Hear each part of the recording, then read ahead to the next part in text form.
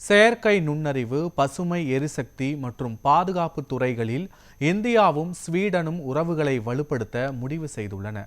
பிரதமர் மோடி தனது 5 நாடுகளின் சுற்றுப்பயணத்தின் ஒரு பகுதியாக ஸ்வீடன் நாட்டின் கொதன்பர்க் நகருக்கு அரசுமுறை பயணம் மேற்கொண்டார். கொதன்பர்க் விமான நிலையத்தில் வந்திறங்கிய பிரதமர் மோடிக்கு ஸ்வீடன் பிரதமர் உல்ஃப் கிறிஸ்டர்சன் உற்சாக வரவேற்பு அளித்தார்.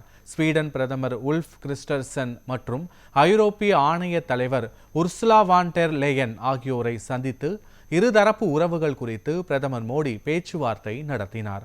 ஐரோப்பிய தொழில் கூட்டமைப்பின் உரையாற்றிய பிரதமர் மோடி, இந்தியா மற்றும் ஐரோப்பா இடையே செயற்கை நுண்ணறிவு தொழில்நுட்பம், பசுமை எரிசக்தி, பாதுகாப்பு உள்ளிட்ட துறைகளில் கூட்டுறவை மேம்படுத்த அழைப்பு விடுத்தார்.